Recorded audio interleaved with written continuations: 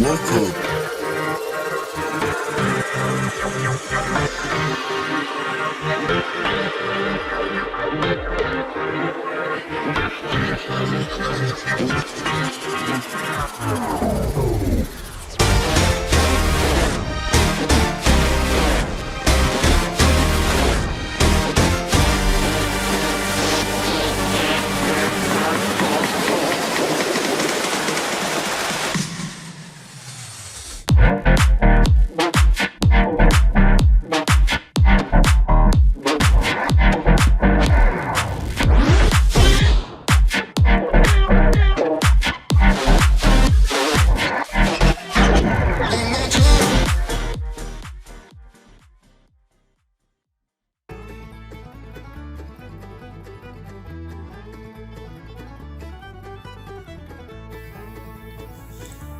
Welcome to the Everything Podcast, Season 2, Episode 112. That's Season 2, Episode 112. And in this episode, I'm going to be starting, because there's no chance. I've just had a quick flick through what I'm going to be talking about, and there's no chance it's going to be starting going through Doctor Who Magazine, issue 597, and going through all the 60th anniversary news. Now, in the last episode, or the episode before that, I can't remember, but either yesterday or the day before, I said that I'm recording this on the same day, but I hadn't got my copy because I get a subscribed copy, so I get it a day early of Doctor Who Magazine issue 597, and there'd be quite a lot. Now, I knew there would be a lot, and I've just had a quick flick through, and there's more than a lot. It's quite a lot. So, yeah. We're going to start that, but before I actually get to the issue itself, there's two giant posters accompanying this magazine, this issue. So the first poster has, let's open it up. We have we've got Doctor Who and the Star Beast with Beat the Meat on one side, and we've got the most recent poster featuring Beat the Meat, Celestial Toymaker, 14th Doctor, Donna Noble, the Wrath Warriors, and Rose Noble on one poster. And then on the other poster, we have got we've got the 9th Doctor, Rose, Tyler, Captain Jack Harkness, Nancy, and the Professor from the End's Child and the Doctor Dances, and Blink featuring the 10th Doctor, the Weeping Angels, and Sally Sparrow. On the other side of that poster, we've got the Day of the Doctor featuring the 10th Doctor, the 11th Doctor, the War Doctor, the moment played who has the face of Rose Tyler. We have Kate Stewart, Osgood, Daleks, and Zygons, Elizabeth I, and Clara Oswald. And next to it we have Wildernuff and Time of the Doctor Falls, so it features the 12th Doctor, Nardole, Bill, Missy, the Master, Cybermen, and some other people from the village. Those are the posters. So coming up next, I'll be going through Doctor Who Magazine issue 597 properly.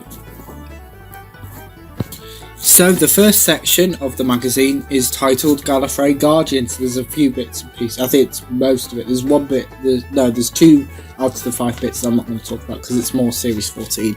So as I've specified a couple of times in previous episodes, after I've reviewed The Giggle, which is the final 60th anniversary special, I'm going to go through every Series 14 news I can find, which includes Doctor Who Magazine segments, and talk about it there. So it's the first bit that we'll talk about. It's titled Welcome to the Whoniverse. Over 800 episodes of Doctor Who can now be found in one place, the Whoniverse. The Whoniverse encompasses the Doctor Who universe in its many forms and have just been treated to the logo animation shown on Rusty Davis tells Doctor Who magazine. There were mighty battles over this animation, the missing Doctors, the lost companions we organised for months. I'm still sad that K9 didn't make it, but even though this has been talked about for almost 2 years, the final decisions came right down to the wire. At first we hoped for all the Doctors until we realised that was an unholy mess. Then the bartering began. Letters went to war, playing over each other. Okay, if there's no 11th Doctor on the W, then Amy Pond has to be in pole position on the H. John Pertwee was the final Doctor to be added when we realised that it was too much of a space in the bottom left. Missy was the very last addition, all thanks to Vanessa Hamilton, the brand director.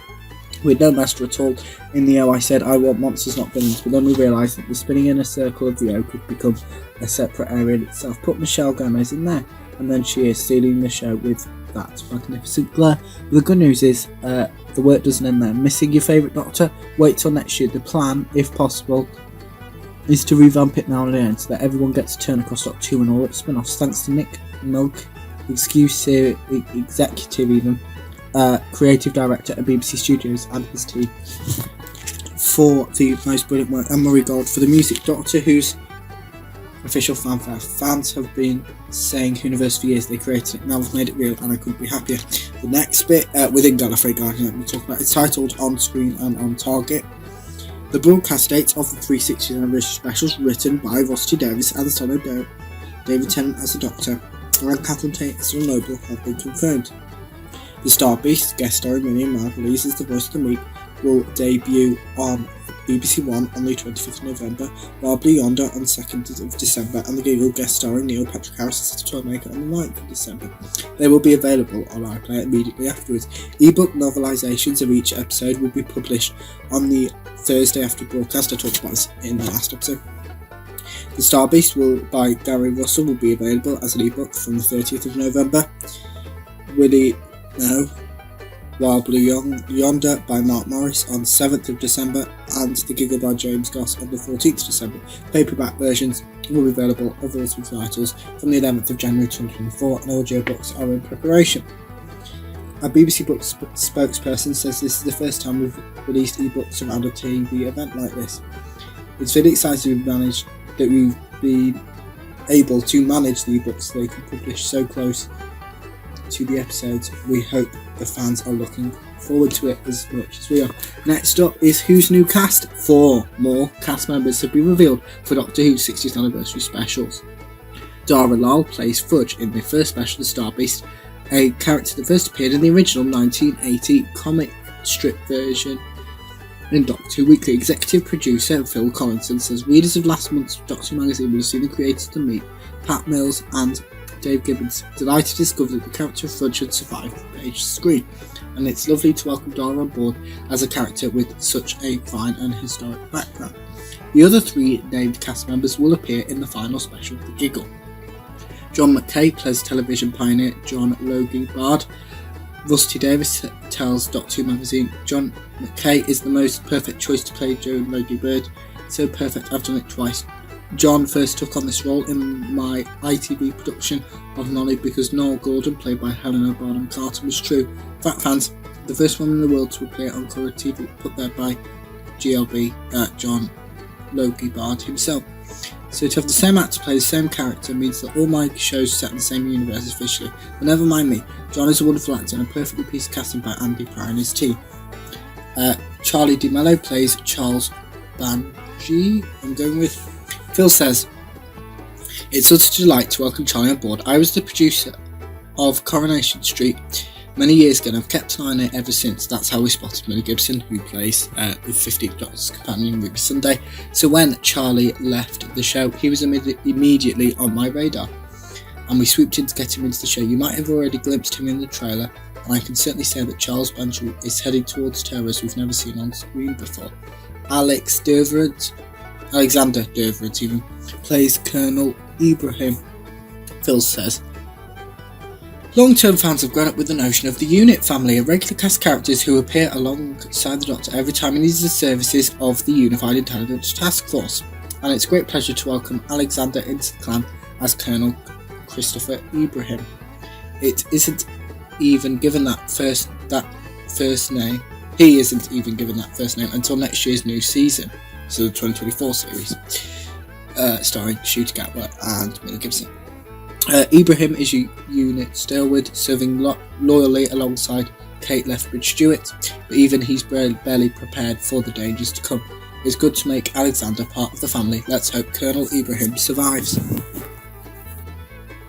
So, still within Gallifrey Guardian, the next article reads Treasures from the Archive. A huge online archive of Doctor Who material has been made available by the BBC. Currently, the archive at bbc.co.uk/Doctor Who features curated journeys through the archive to bring the show's extensive history to life, which include interviews with cast members, news pieces, audio, imagery, and written documents. Lead curator Rebecca Sandiford speaks exclusively to Doctor Who magazine about the project.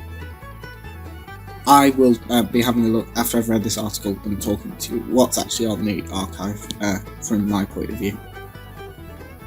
So the first question in this article is, hello Rebecca, how did the archive collection come about? We started work on the Doctor Who archive collection about a year ago, so that would have been about November, October time 2022. As we knew, the 60th anniversary would be a major moment for fans and new audiences and wanted to do something really special that had never been done before. How long has it taken to assemble and how many people have been involved? It's been a huge collaboration across the BBC's library curatorial services team involving talented archivists across all collections from written archives, images, TV to radio and music. Over 15 people have been involved since the beginning of the project. A special thank you goes out to our brilliant archivist Helen Randall, who has led much of the curation work and is our resident Doctor Who expert. What have been the biggest challenges in assembling the items? Our first step was to make inventories of everything we have on Doctor Who, which has never been done before. The biggest challenge was the breadth of material. To give you a sense of the landscape, we have 1,200 TV programmes with Doctor Who in the title. In addition, we have interviews, news items, comedy sketches,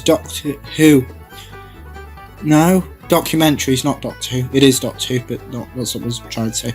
And more than 300 online exclusives. In the photo archive, we have over 25,000 prints, negatives and slides. This includes rehearsals, behind the scenes shots, action photos and studio portraits. The written archive holds 100,000 documents of Doctor Who, including memos, correspondence, designs and audience research. In terms of sheet music, we have over 100 full orchestral scores and several handwritten scores that have never been seen before. We also have a range of recorded music of vinyl and CD and more than 230 radio programmes. This includes dramas, documentaries, interviews and music. So that gives you some idea of the challenge. Our archivist produced a comprehensive assessment of our content and created inventories of almost everything we hold on Doctor Who. Through the written archives are so expansive, an inventory wasn't feasible, so we approached them a different way with a detective lens, exploring the collection according to the need of the narrative. And from those inventories we identified 60 archive gems from across the 60-year history, obviously Doctor Who 60th anniversary, properly the actual day is the 23rd of November 2023, 60-year history, which we've curated around 9 themes that tell the story of Doctor Who across all of the collections. This has been an evolving, iterative process, and the character chapters are themed as Genesis, the pioneering world of Doctor Who, Regeneration, TARDIS, Dalek Mania, music, rebirth, fandom, and the future. What items might particularly surprise long-term fans who might think they've seen everything? Much of the archive has been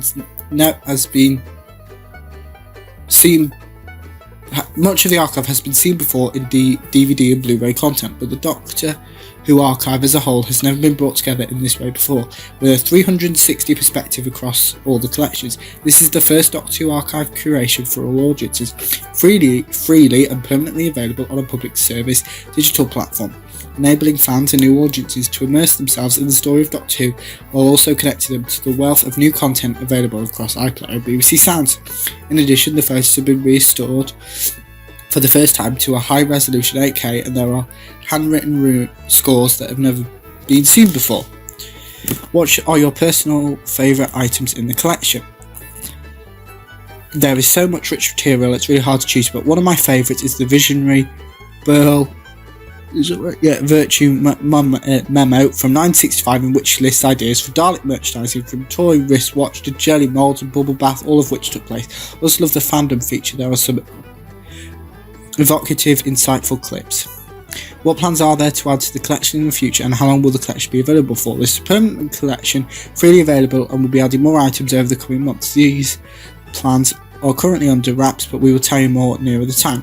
What is your ultimate vision for the collection? Ultimately, the aim is to have a rich, insightful digital collection curated by our teams, permanently and freely available for fans and new audiences to enjoy.